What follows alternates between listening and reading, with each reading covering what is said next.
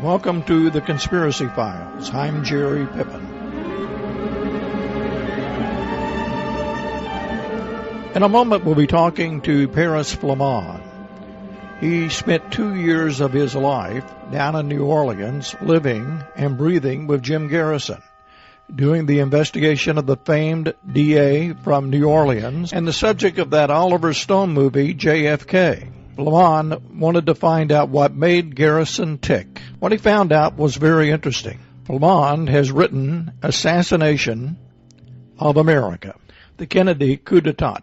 It's the definitive story and an inside look at the Jim Garrison investigation. He delves into all of the JFK, RFK story and the assassinations and many details, never before released by anyone else. It's available in several volumes.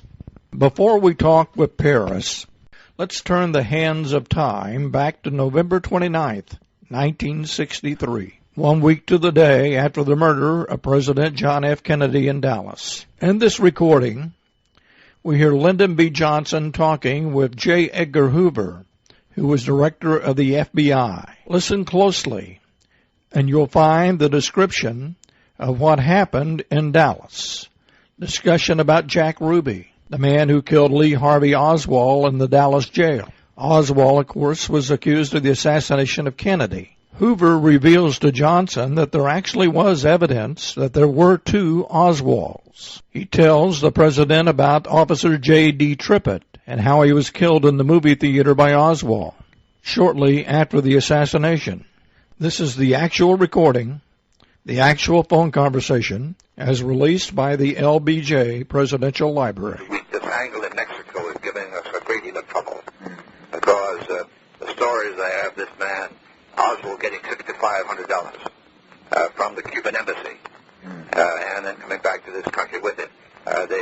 We're not able to prove that fact. The information was that he was there on the 18th of September in Mexico City, and we are able to prove conclusively he was in New Orleans that day. Now then they changed the date. The story came in changing the date to the 28th of September, and he was in Mexico City on the 28th. Now the Mexican police have again arrested this woman, Duran, who's a member of the Cuban embassy, and we'll hold her for 2-3 more days. And we're going to confront her with the original informant who saw the money pass, so he says, and we're also going to put the lie detector test on him. Meantime, of course, Castro's hollering his head off. Can you pay attention to those lie detector tests? I would not pay 100% attention to them. All that they are is a psychological asset in an investigation. I wouldn't want to be a part of sending a man to the chair on a lie detector. For instance, we have found many cases where we've used them and in a bank where there's been embezzlement, and a person will confess before the lie detector test is finished, more or less fearful of the fact that the lie detector test will show them guilty. Psychologically, there's that advantage, because it's a misnomer to call it a lie detector, because what it really is, it's the evaluation of the chart that is made by this machine, and that evaluation is made by a human being. And any human being can be apt to make a wrong interpretation. So I would not myself go on that alone. If, on the other hand, if this fellow Oswald had lived and had taken me out of the lie detector test, and it had shown definitely that he had done these various things, together with the evidence that we very definitely have, it would have just added that much more strength to it. There's no question but that he is the man. Now, the fingerprints and things we have. This fellow Rubenstein down there, he has offered to take the lie detector test, but his lawyer's got to be consulted first, and I doubt whether the lawyer will allow him. He's one of these criminal lawyers from the West Coast, and somewhat like a Everett Bennett Williams type, and almost as much of a shyster. Have you got any relationship between the two here? Between Rubenstein? Yeah. No, at the present time we have not. There was a story down there that... Was he ever in his bar and stuff like that? There was a story that this fellow had been in this nightclub, this strip tease joint that he has, but that has not been able to be confirmed. Now, This fellow Rubenstein is a very shady character, has a bad record, street brawler, fighter, and that sort of thing. And in the place in Dallas, if a fellow came in there and couldn't pay his bill completely, Rubenstein would beat the very devil out of him and throw him out of the place. He was that kind of a fellow. He didn't drink, didn't smoke, boasted about that.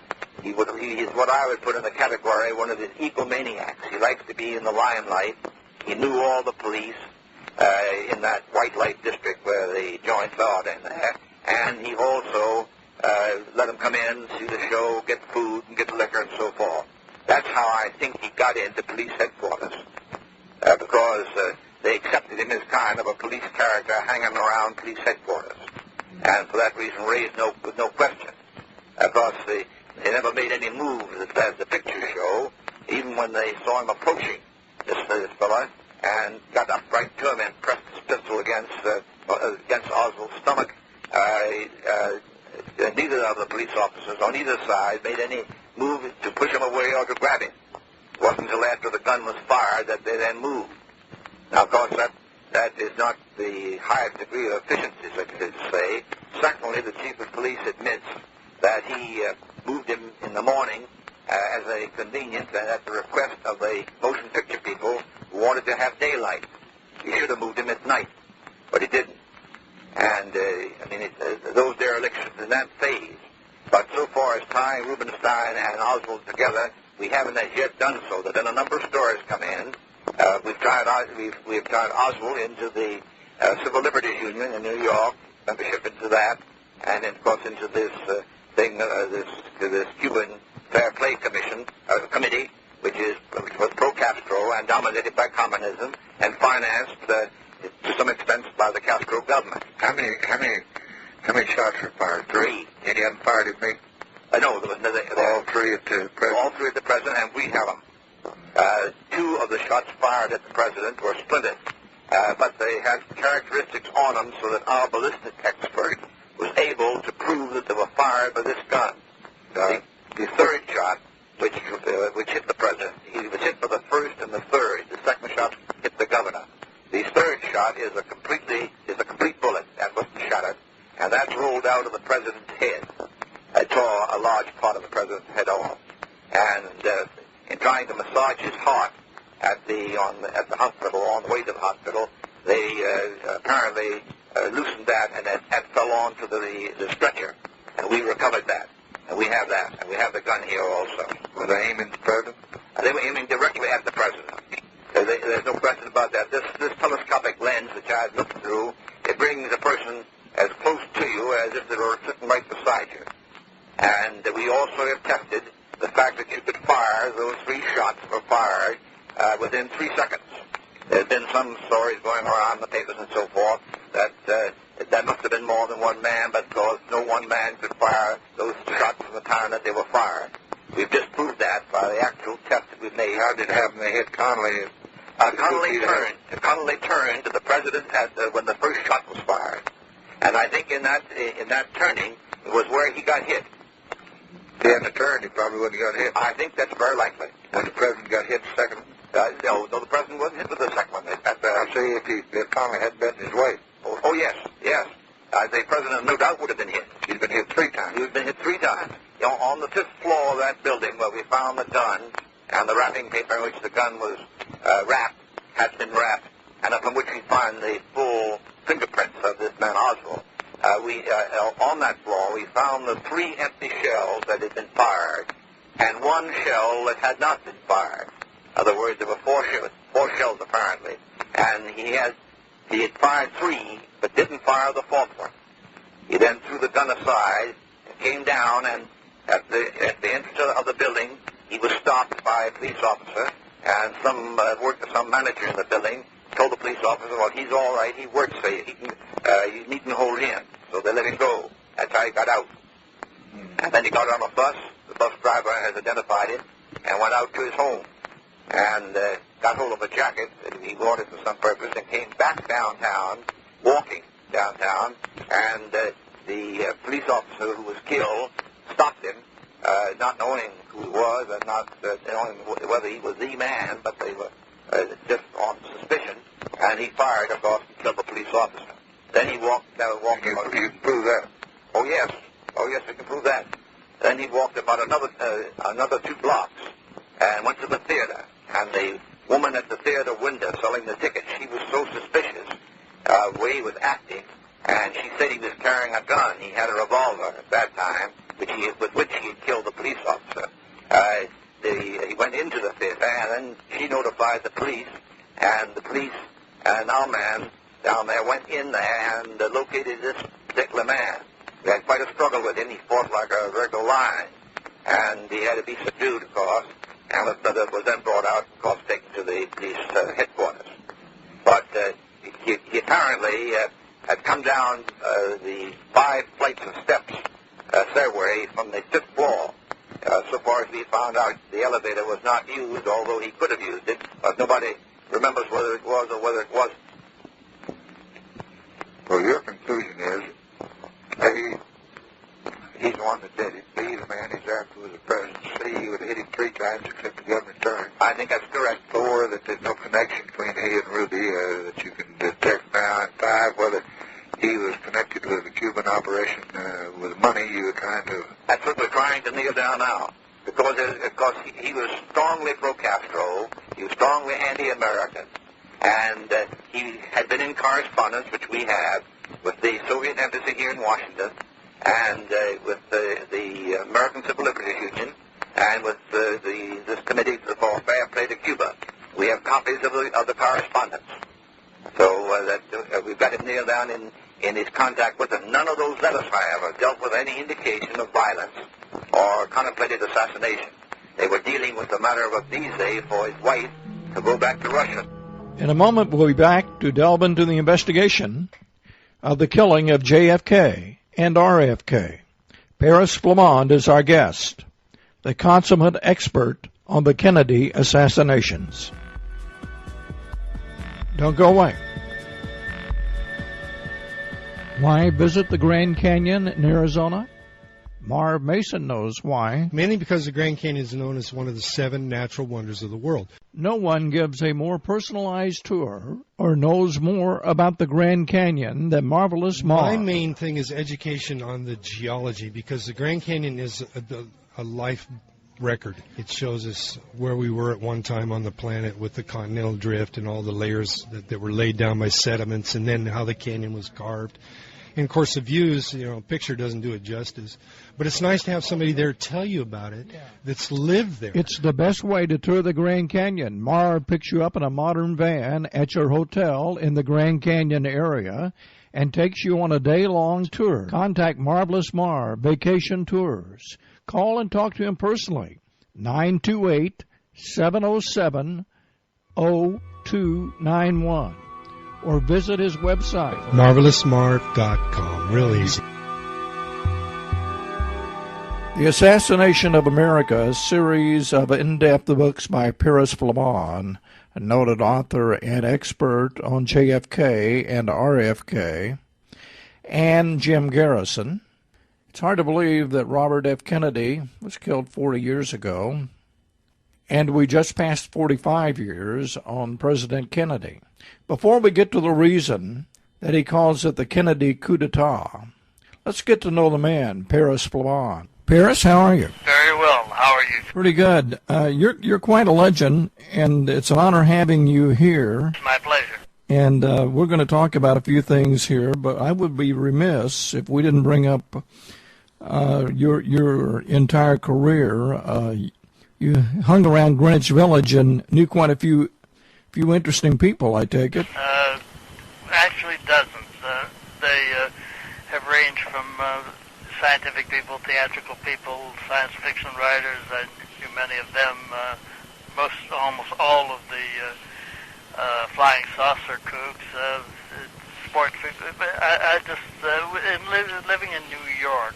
Well, yeah, and a virtual who's who of entertainment, from Jacqueline Suzanne to Jackie Gleason to Johnny Carson, you name it. Right.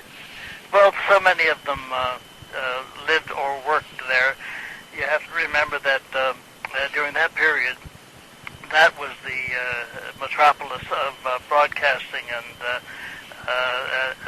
now, of course, it's so much of it has gone out to the West Coast with television, but in radio days, almost everybody worked out of New York, and so it wasn't surprising that one might meet a good many of them. Oh, I know that. When I was a young man, I decided I would go to New York and be a stand-up comic, and hung around a place called, I'm trying to remember, it was at 55 Grove, I do know that, in the Village, and it was an upstairs little room where they did showcases. And I, for the life of me, can't remember the name of the place, but there were some pretty famous people even back in those days, 67, 68. Are you talking about a cafe, live performances? Yes. Uh-huh. And so most of the listeners that weren't around during that time or didn't live in New York. Oh, yes, that's very true. They just, they don't understand how much of an action place that was. Well, John had... was estimated generally at around 26 million listeners, and 95% of them were east of the Mississippi. But because of some atmospheric phenomena that occasionally occurred, the skip signal, and we get messages from California and Arizona. Well, I used to try to pick up Long John Neville in here in Oklahoma, and you could do it some night on a skip. Especially when I believe it was before he went over to NBC. I think it's when he's on WOR at the time. Yes, well, his great years were at OR. The NBC attracted him by a absurd amount of money, and they built a new studio for him and everything. And it was just not his métier. It was not the old show. It was not the peak of his career. As a matter of fact, thereafter, when his contract ran out, they renewed it once, and then it wasn't renewed again because he simply didn't have the feeling for that place that he had for the old, rather beat-up studio over at WOR. Now, one time he was actually out of New Jersey, right? Yes, well, he began in 1956. I'll try to make it just in a matter of a few seconds. The vice president of WR, for reasons I don't recall, was driving around out in New Jersey, and he saw this enormous sign about 50 or 60 feet long, which simply said Long John Neville. And he drove into the parking area to see what it was. And John had a huge auction operation out there in which he sold virtually anything you can think of in an auction format. And Bob Smith was so impressed with the skill of John as a pitchman, he suggested that he come on and do a 15-minute radio spot at the transmitter out in Carteret, New Jersey. John did about 4 shows, and they spread it to an hour. And within 6 months, they pulled him from out there to the main. So they took him into Manhattan, and he did 5.5 hours ultimately. Yeah, well, that was the 1440 Broadway, just below Times Square. And the minute he came into the main studio, he did there was a period of about a month or so he did a 4-hour shift. They ran from 12 to 4, and then they spread it down to 5. On rare occasions, he even did to 5:30. But for all those decades, he did 5 hours a night, usually 6 nights a week, occasionally only 5. And Sunday was always a repeat tape. Now, how did you get involved with him? Well, that's another odd story. I arrived in the Village when I was about 18, and after a decade, rather erratic and erotic decade, I simply decided that I needed to withdraw entirely from society and just meditate on what I was going to do with the rest. In other words, Greenwich Village finally got you down. Yes. It's quite a lifestyle there. So I took a room on the 5th floor north of the village on 23rd Street, just a small studio, and stopped seeing people, except for my closest friend, a poet named Loco Rayleigh. And he used to bring me occasional news of what was going on and what have you, but I really saw almost nobody. And but I listened to the radio a lot, mostly music. But one night I happened on to John's show, and found it rather entertaining. And one of his people misquoted John Keats, which irritated me. So I just scribbled off a postcard, and my friend Loker mailed it for me. And about 10 days later, the landlady climbed all those stairs and said, "There's a telephone call for you." And I said, "I don't take calls." And so the next day she came back again. She said, "They're calling again." And I said, "Who is it?" And she said, "It's a Regis." Well, I won't bother you with all that. But eventually I went through his producer, his secretary, etc. And finally I answered the phone, and it was John himself. And his opening line was, well, I can't say exactly what it is. And in effect, why in the hell don't you want to answer the goddamn phone? Right. I said, because I'm not socialized. I'm not involved with people these days. And we talked for a little while and got along rather well. And he talked me into coming up and doing a guest shot on the show. And as he put it, as a village poet, we've never had anything like that on the show before. And I said, I bet you haven't. And so I went up, and we got along famously, and it was a very successful show. And so one thing led to another. Well, I started simply being one of the regular panelists. I was on, generally speaking, about once every 10 days, and that got down to about once or twice a week. So for people who aren't familiar with that, I imagine it'd be more akin to the old Jack Parr show.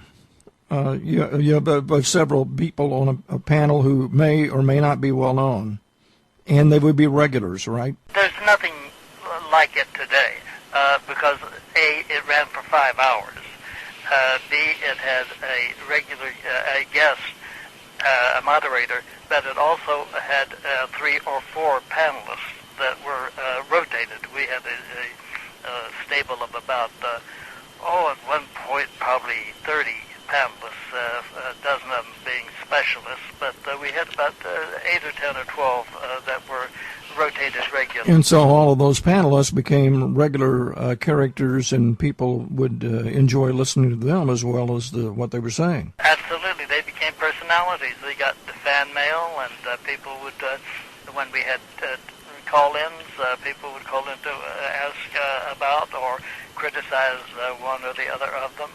And after about 6 or 7 months, John's producer, who was tended to be fond of the bottle, simply became inefficient, and John, much to my surprise, because it was not my field of activity at all, asked if I would be interested in producing the show. And it kind of intrigued me. As I say, I had not done anything like that before. I'd done live performance direction and what have you, but never anything on radio except the appearances I'd been making. And I accepted, and I was with him for it was almost 5 years. How did you get your name, Paris? That's an unusual. My father was a literary scholar, and he took it from the Greek legend of Paris and Helen. Interesting. Actually, Vincent Desmond Paris de Flammonde.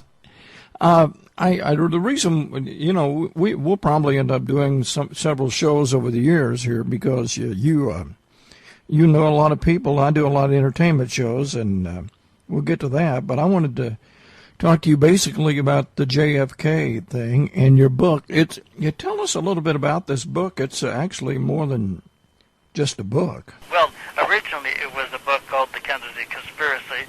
That was the first book on Garrison's investigation, and about the 4th or 5th book on the conspiracy And the book that we talk about now is actually 4 volumes, 1,850 pages, 150 pages of more than 400 photographs and graphs, etc. I mean, it's monumental work. It took me about 3.5 years to do it. And although compared to the speed with which some people write, that was pretty fast. But as I say, it's a 4-volume work. And the title, of course, is the Assassination of America. Now, it's available on your website. It is available on my website. And we'll give that website again here in a minute. We already have once. But the 4 volumes, that's a lot. It is. And it's 1,600 and some odd pages, that's a lot. Well, the first volume is completely concentrated on the actual killing and Dallas and everything surrounding that. The second volume is on Garrison's investigation, and the third volume is on analysis of who, why, what, when, and where, the likely persons responsible for the act. And the last volume is index and indices, 30 appendices, and photographs of 75 of the best-known critics and biographies of about 30 of them, and reviews of the Posner books and the Ugolosi books, 4 or 5 reviews by prominent critics, so the last book. Now, when we talk about it had to be a monumental job just going over those 400 frames that you put in that book. And of course, it has interminable bibliography, and if it's something you feel should be in a total survey of the case, it's there. Well, we're going to talk about it for a little while here, if it's okay with you. It took you a long time to put this together. How did you meet Jim Garrison? I was contracted to do a book called The Age of Flying Saucers, which was a historical study on that entire phenomenon. Yeah, we're going to do a show about that some night. You know, a lot of my shows deal with this subject, and late night radio, even back in the 50s, did as well. Well, of course, that was one of John's pet subjects. Yeah. And we had every contactee known to man on it, mostly 4, 5, 10 times.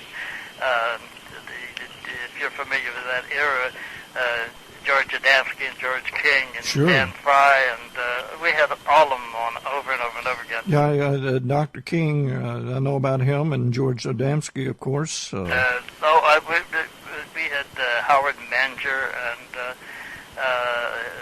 his wife on, and God, there's so many, it's hard for me to... Now, back in the 50s, a lot of our listeners wouldn't know this, but this was a hot topic all the way from 47 of Roswell, the big flap in 52. It was in the major papers, pictures of UFOs over Washington, D.C. Do you remember that? July 1952. Yeah.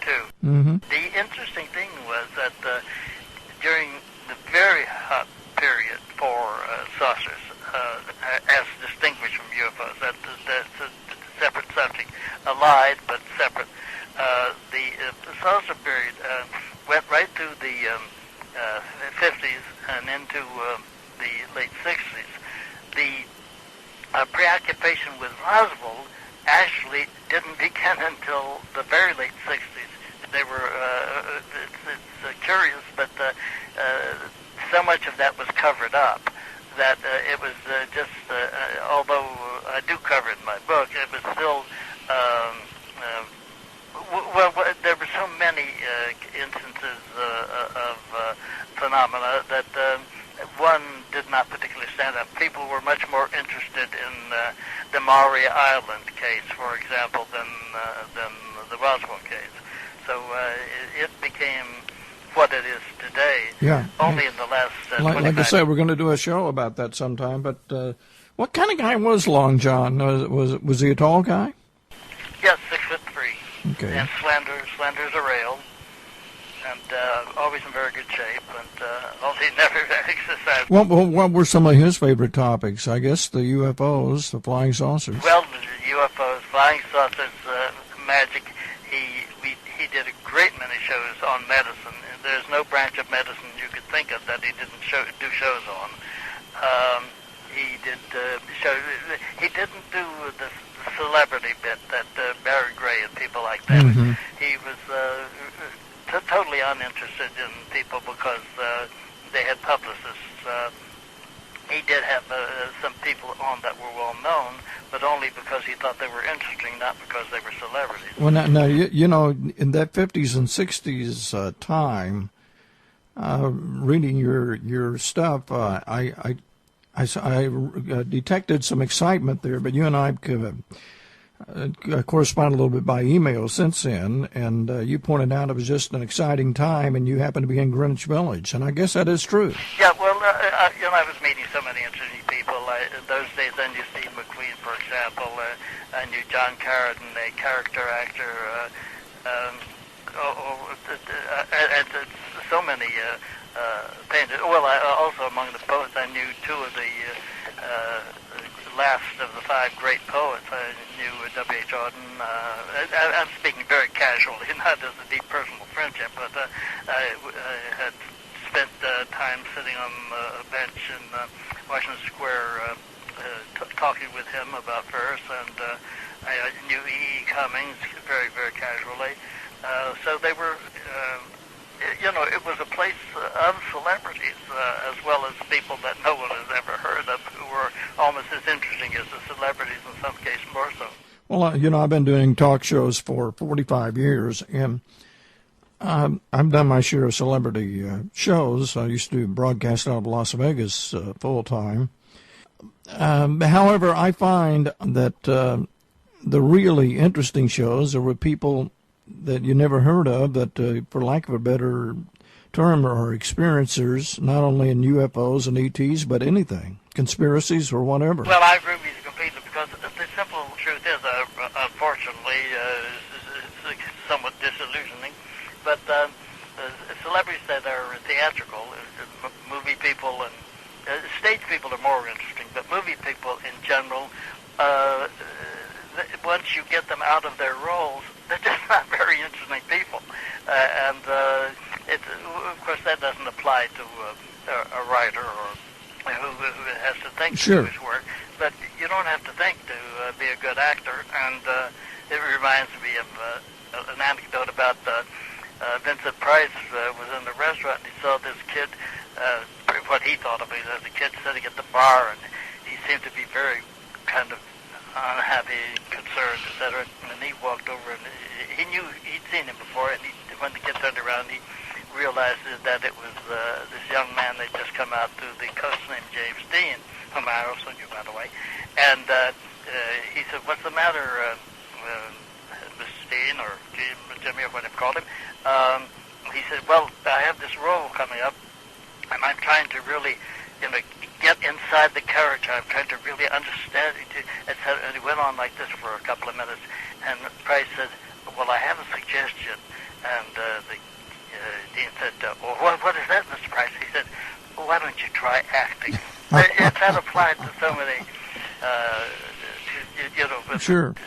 The level of intelligence among publicists still leaves a lot to be desired. November 22nd, 1963, were you guys doing a show that night? No, well, when Kennedy was shot. When he was killed, I had a studio in Greenwich Village. Hold on a minute, Paris. We have to take a break. But when we come back, let's pick it up with the news about where you were when you heard that John F. Kennedy had been killed. Hi, this is Rod C. Davis. I have a question. Do you love to travel? Then you need to check out YTV's weekly travel deals and steals. Just go to the Travel Store and More banner, click on the Business and Vacation Travel link, and then sign up for the Deals and Steals newsletter for great deals every week to America's favorite vacation spots. And while you're logged on, you can send flowers to that special person, buy your perfect car, buy tickets to attractions, book an exotic hunting or fishing trip, set up a honeymoon registry, and much more. Just click on the Extras link and take advantage of YTB's huge purchasing power that saves you money. And if you'd like to save a lot of money on your travel, then check out the Travel Business Opportunity link and find out how you could earn a commission each and every time that you book a trip.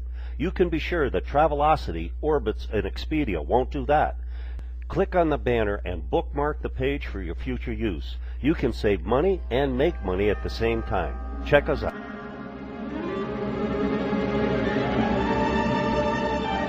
Paris Flammonde is our guest, and we're talking about his experiences with Jim Garrison, the famed DA down in New Orleans, who actually brought charges of conspiracy to commit murder against Clay Shaw and others in connection with the JFK assassination. Paris, when we left, we were talking about, where we were on the day itself, November 22nd, 1963. I think all of us that were alive at that time do remember where we were when we heard the news about the assassination.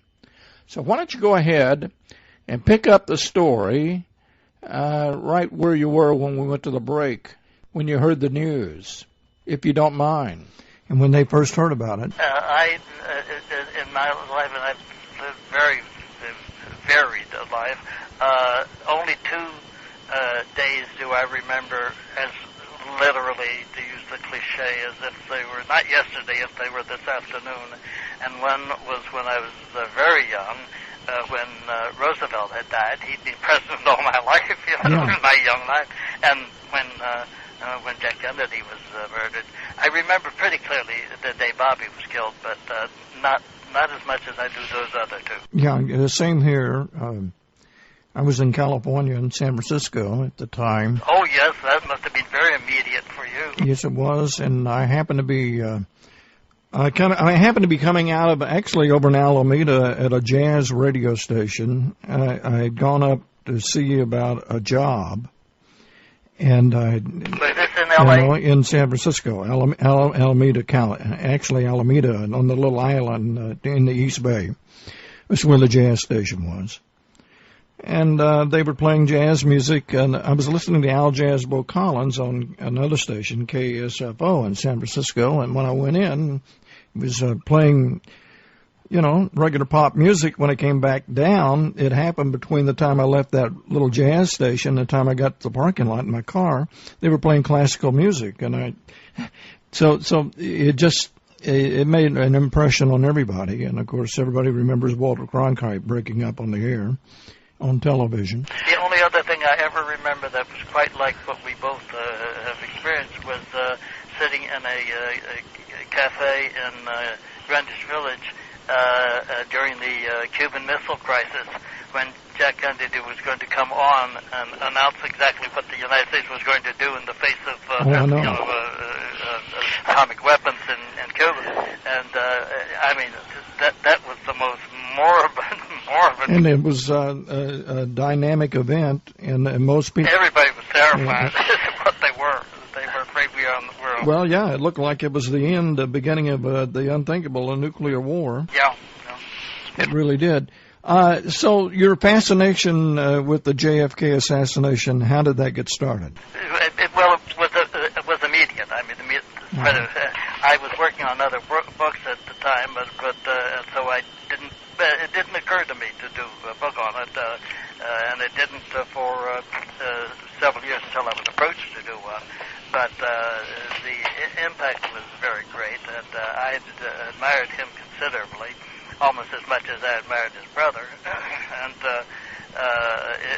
it was a striking, and I did not admire Lyndon Johnson, so it was a disturbing period for me, but then I went on about my writing and so on and so forth, and it wasn't until about 4 years later that I was approached to do the book, The Kennedy Conspiracy. Now, who proposed that to you, a publisher? No, my agent. Okay. He called up and one day, and he said, what are you doing? I said, I'm working on the manuscript. I was in the middle of a book.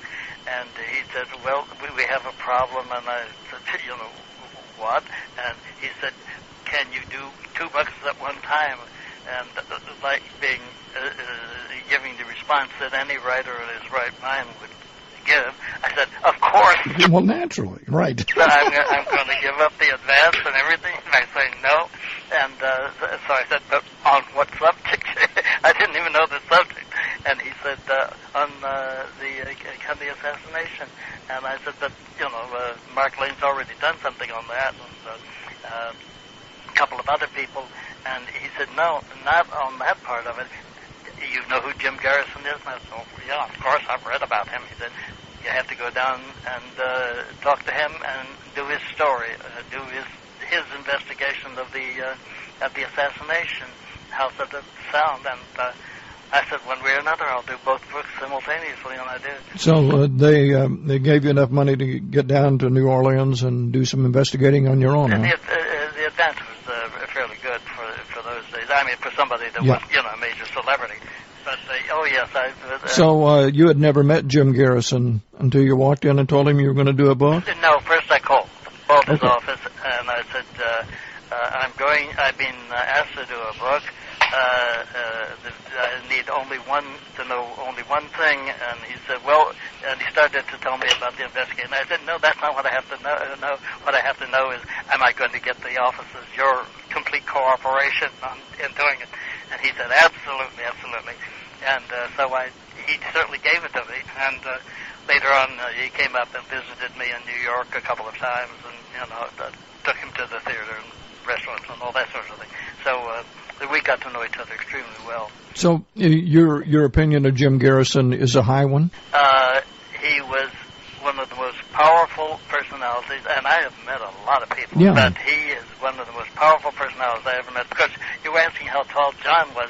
Jim was also almost 6'3", but John was slender as a rail, and Jim was built like a fullback. I mean, he wasn't overweight, but he was very solidly, powerfully built, and he had great personal charm. Had strange, very large eyes, very large blue eyes. Peculiar. They were slightly protrusive, and bug-eyed almost. So when he was in the room, it was hard to pay attention to anybody else. Of course, he had a big booming voice that went large body, but he was somewhat mercurial. He would get onto an idea, and he would really be interested in it. But the minute somebody could say, "But Jim, if this is true, and this is true, and this is true, what you're saying can't be true," and he'd say, "Yes, that makes sense. The second point I don't know about, and the third point makes sense. Okay, we'll just get rid of that." He'd throw the idea. So in other words, he was open to all kinds of possibilities, but he shut the door easily as well. He was completely receptive to ideas, to evidence, to suggestions. He was extraordinarily intelligent. Yeah. Well, he was intruding where the government did not want him to intrude. Even going all the way up to the Attorney General, they were doing everything to thwart him. They were set up the newspapers to thwart him. People like Sheridan, who was an ex-intelligence agent for the government and was then a newspaper man. They did everything in the world to destroy him. If they thought he was wrong, all they had to do was give him all the assistance they could and let him fall on his own face. But they didn't. They were afraid that he wasn't wrong, and so they tried to stymie him in every possible way. When you say they were afraid he wasn't wrong, you think a lot of them didn't know one way or the other. Well, Jim thought that eventually, although he considered in my let's see, did I have it in the first book? Anyway, in the set of four, in the first book, I list something like 30 theories that were posited, and I list all the kooky ones too, just to be fair. And but when any intelligent person would have eliminated half of them automatically, and anybody who knows the case would have eliminated another 6 or 7. So you get down to the only people that could have done it are within the group of, say, 5. And if you study further, you will realize that a couple of those are improbable in the nth degree. So eventually it is awfully hard not to come to a conclusion of who was primarily involved, not only in that, but with Bobby and King and the rest of them. So you've narrowed it down in your own mind to 2 or 3 groups or people? Mm-hmm. Yes. We're going to get into that here in a little bit. One of those things you mentioned in your book, which I've done a lot of shows on this subject, but I guess I'm showing my ignorance here. You talk about the old Catholic Church. What do you mean by that? Oh, by the way, let me mitigate your self-castigation. Very few people, including all those people who pontificate about it, know a great deal about the case. So, if you don't know certain elements in it, it's perfectly understandable unless you've researched it for 20 years. The old Catholic Church is a schism from the RC. It is conceived in its history in a couple of different ways. Some people say that it really broke away in about 400 years ago, but other people say, well, it was really finalized in the 1870s when the Pope declared ex cathedra that he was infallible in matters of morals and principles of the Church. Most people don't know. Even the educated people know that that did happen. What they don't know is that the 2/3 of all the cardinals that should have approved that this new regimen in the Church either voted no or walked out. So it was a very dictatorial decision.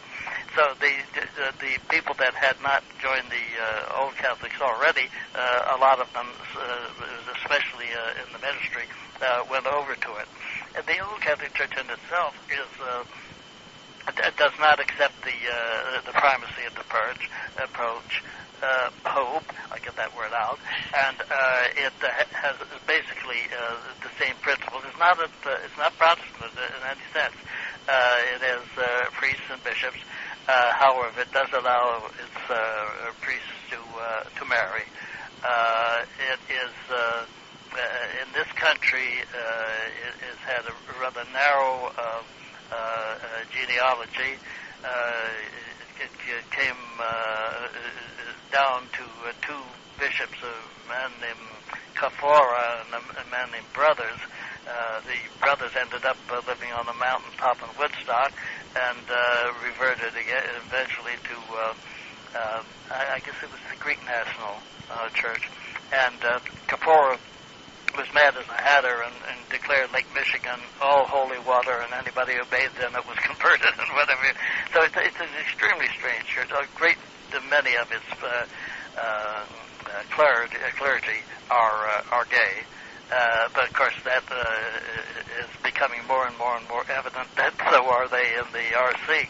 So it's not so distinguishable from the Roman Church as it used to be thought to be, although never particularly was. Now, when we talk about the Catholic Church being involved, did you eliminate them? Did you eliminate them, or did you? Not the Catholic Yeah, Church. right. I understand. I mean, JFK himself was a new Catholic, I guess. He was a very legitimate Catholic, yeah. The whole family is. I mean, the Kennedys, Boston Catholics, of whom there is nothing more Catholic.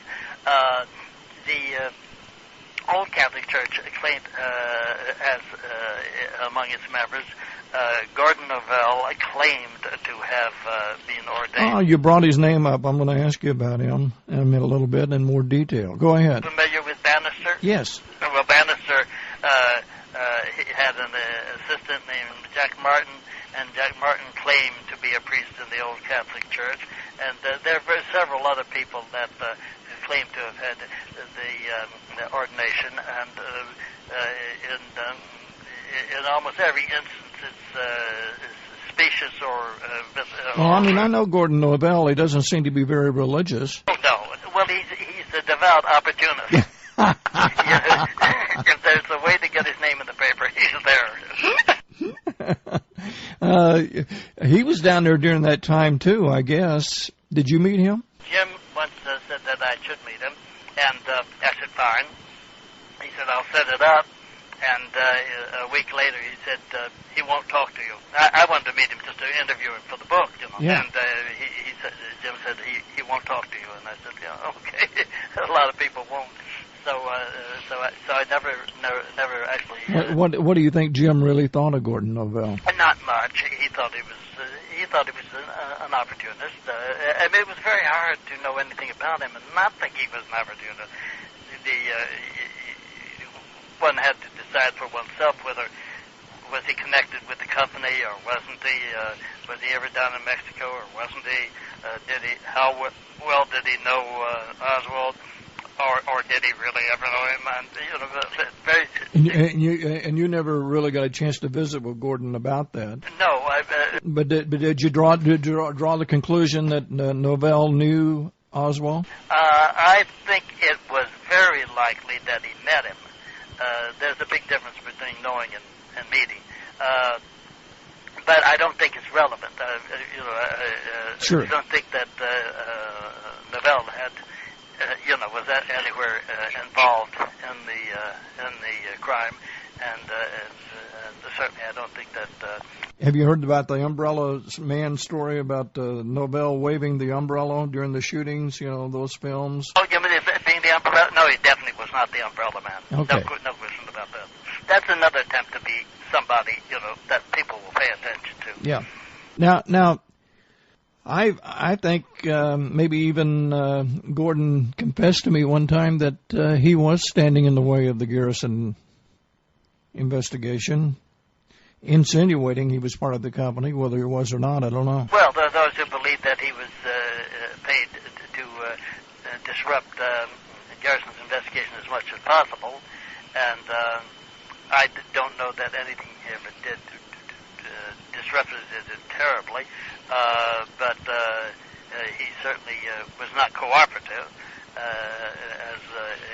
Let me ask you this much: was Garrison surprised that his case fell apart like it did? No, he thought that the trial would demonstrate that Shaw had been involved.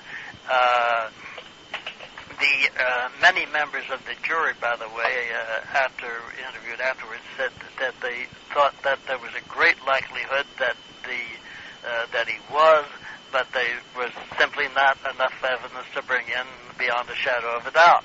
After it was not a popularity contest, it was a trial, and if they couldn't convince themselves that he was guilty of remember, he wasn't accused of doing the crime. He was convinced of being a conspirator in the construction of the crime, and they simply didn't believe they could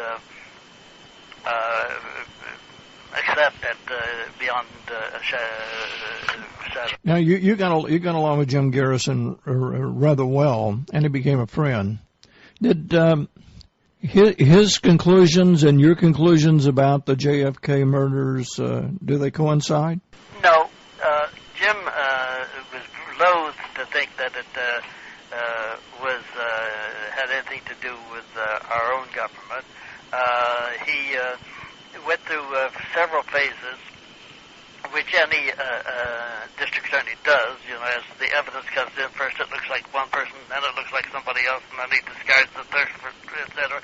And he was very inclined towards the Cuban theory at one point. But then evidence came out that Kennedy had been in contact with Castro, had been writing back and forth, and trying to establish a détente, and it was evident to him that if that was the case, then certainly Castro wasn't going to be responsible for any harm coming to Kennedy, because he knew perfectly well that he would be succeeded by Johnson, and he would never make a deal with Johnson. So that seemed so Jim had to discard that possibility. He considered the Russian possibility.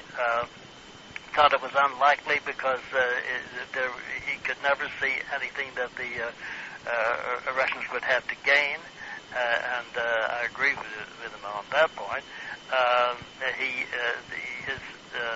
Probably his main target towards the end was the syndicate and or the company, and I think he ultimately probably believed that it was a combination of both, a renegade element of the company and probably a practical element of the mafia.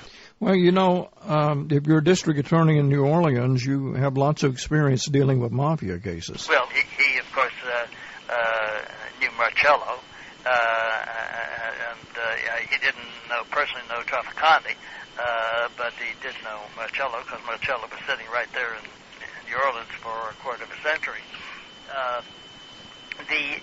Probably the most curious, in all the years I knew Jim, and all the research I did with and for him,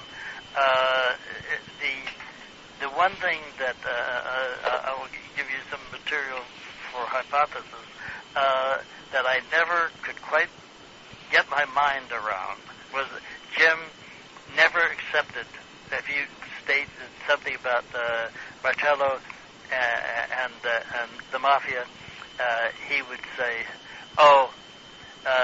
don't believe everything you hear, or I have no reason to believe that he's really involved, or etc. In other words, he disavowed any conviction that Marcello, who was unquestionably the godfather in that part of the country, was in point of fact just that, and leaves one wondering.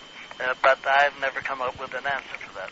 Was he in the mafia's pocket? I don't think so, Jim Garrison. He seems like he was a pretty independent character down there. He was tremendously independent. Matter of fact, he got elected originally without the support of the Republican or the Democratic Party. He ran as an independent. He was reelected again, and then he was reelected again. He was the most popular district attorney New Orleans ever had, and one of the most popular in the country. If he had kept his hands off of the Kennedy assassination, the probability that it would have been senator or governor is about 5 to 1 in his favor. But he just simply demolished his career by beginning this investigation. Now, in these latter years, did you have an occasion to talk to him or be around him? No, after the case was over, and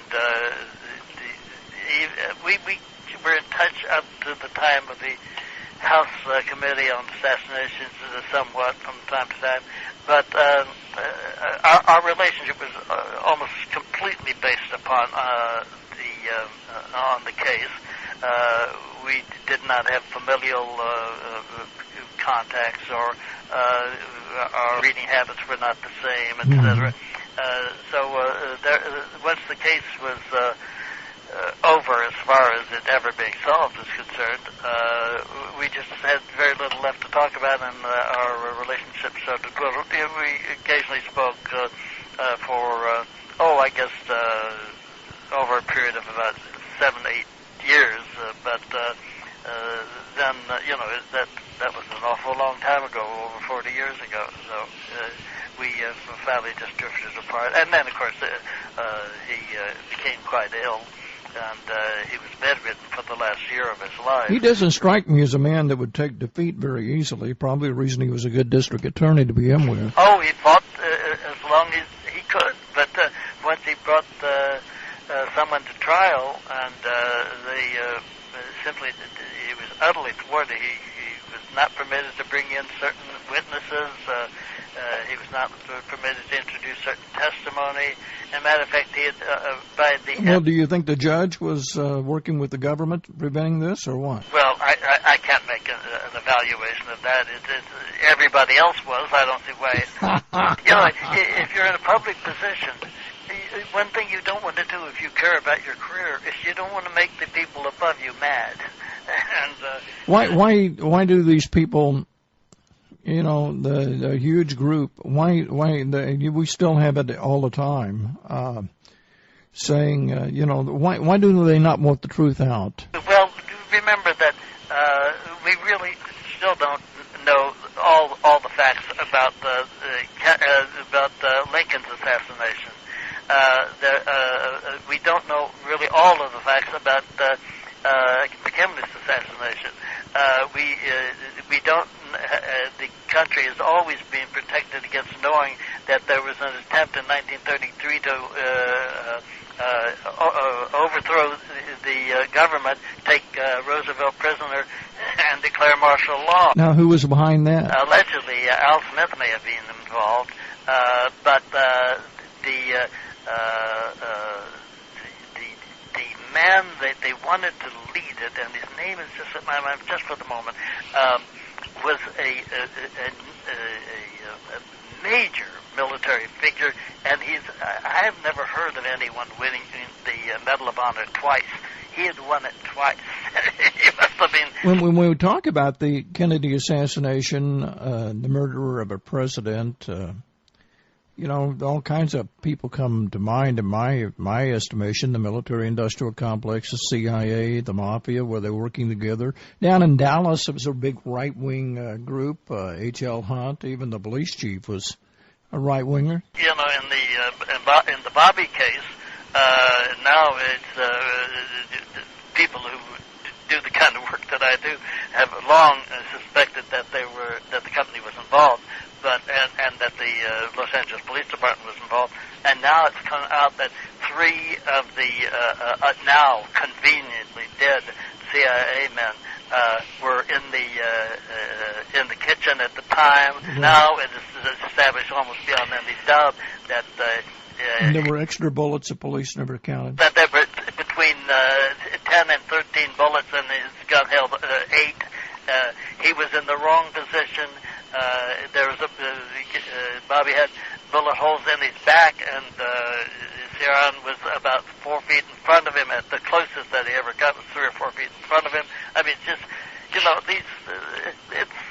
there is an element that rules this country that has nothing to do with anybody that gets elected. Were the same people that killed Bobby Kennedy the same ones that killed his brother John? Maybe not the same people. Oh yeah, and King, and it's quite possible that Malcolm may have been included in the group too.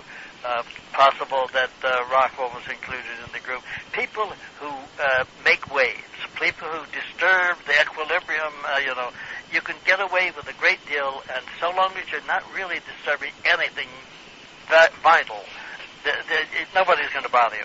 But you begin to really shake things up, and it's amazing how many people go. Yeah, I mean, you can go to other people like Forrestal. Yeah, he conveniently committed suicide, but there was ever evidence that he didn't want to go out that window. And Paul, the guy was killed in the plane crash.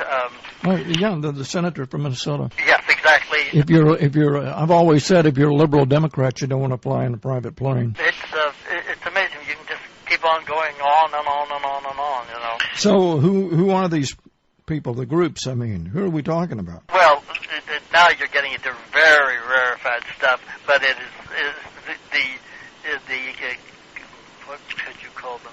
The cartel, the melding of the people who are most often responsible for getting a president elected, for major senators being elected, is the kind of group that is of which David Rockefeller is more powerful than the president. He has been more powerful than the president for decades. Is the people who are involved in the Bilderberg group, the people who are involved in the Council on Foreign. Why would Rockefeller, for instance, want to knock off JFK? Well, he's the one who created the Trilateral Commission. And so you think it all goes back to... Oh, the Trilateral Commission and the Bilderberg group? They're all interlocked, especially with the Bilderberg group, and they are, of course, interlocked with all of the powers that be in Europe and Japan, but not in China, because of course we can't do anything to them, but other major countries. Parts of the world that just don't figure at all, most of Africa and most of South America, but if they were needed, they would be brought into the fold. Well, now, was, the Kennedy brothers eliminated and Martin Luther King eliminated because they didn't like what they were saying, or were they getting in people's pockets, or what?